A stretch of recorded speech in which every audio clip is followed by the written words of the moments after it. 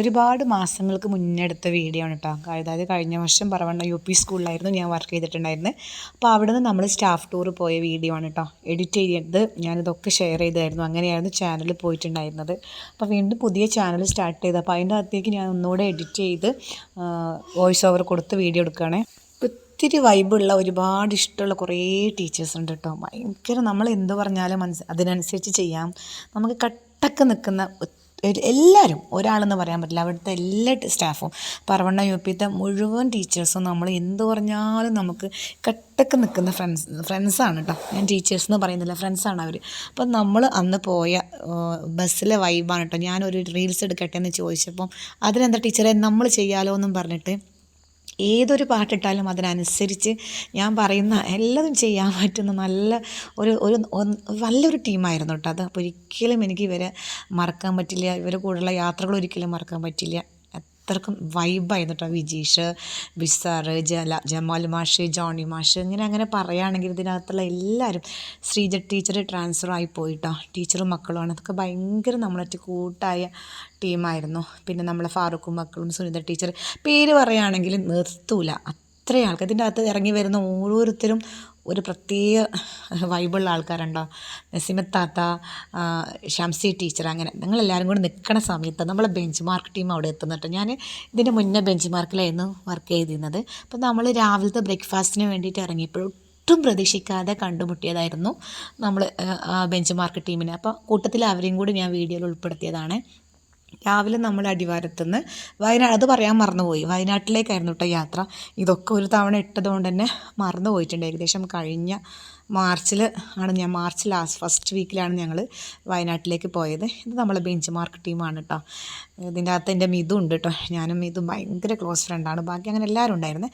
അവരെല്ലാവരും ഒരുമിച്ചാണ് ഫുഡ് കഴിക്കാനുണ്ടായിരുന്നത്. അപ്പോൾ ഞങ്ങൾ ഒരുമിച്ച് ഫുഡ് കഴിച്ച് ഇറങ്ങി നേരെ വയനാട്ടിൽ നിന്ന് നമ്മൾ ഫസ്റ്റ് പോകുന്നത് എനൂരിലേക്കാട്ടോ. അപ്പോൾ ഏകദേശം നേരത്തെ എത്തിയാലേ നമുക്ക് അവിടുന്ന് ടിക്കറ്റ് കിട്ടുള്ളൂ. അത്യാവശ്യം നടക്കാനൊക്കെ ഉണ്ടല്ലോ. അപ്പോൾ ഇതാ വയനാട്ടിലേക്കുള്ള യാത്രയാണ്.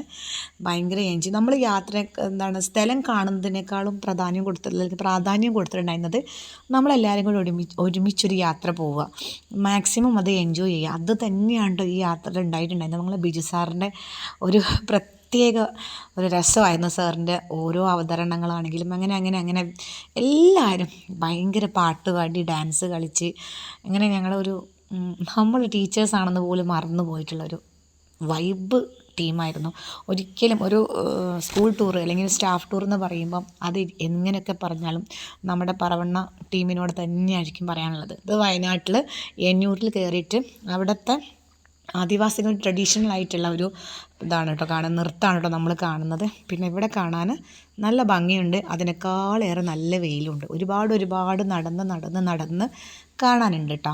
ഇവിടെയൊക്കെ ചെടികളും പൂക്കളൊക്കെ പിടിപ്പിച്ച് വരുന്നേ ഉള്ളൂ. ഇപ്പം നല്ല വെയിലാണെന്ന് എൻ്റെ നിഴൽ കണ്ടപ്പോൾ മനസ്സിലായിട്ടുണ്ടാവും.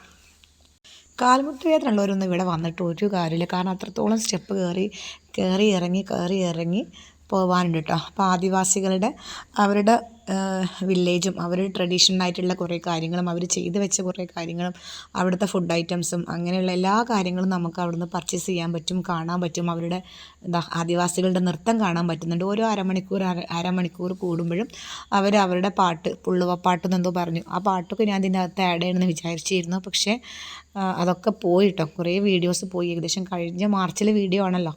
പഴയ ചാനലായിരുന്നു. ഡീറ്റെയിൽ ആയിട്ട് ഞാൻ എല്ലാം ഇട്ടിട്ടുണ്ടായിരുന്നു. അങ്ങനെ എന്നൂരിലേക്കാണ് ഫസ്റ്റ് പോയത്. ഞാനത് പാർട്ടായിട്ടായിരുന്നു കഴിഞ്ഞ ചാനലിൽ അപ്ലോഡ് ചെയ്തിട്ടുണ്ടായിരുന്നത്. ഇത്തവണയും ഞാൻ അപ്ലോഡ് ചെയ്യുന്ന അങ്ങനെ തന്നെ ഒരുമിച്ച് ലോങ് വീഡിയോ ആയിട്ട് ചെയ്യുന്നില്ല.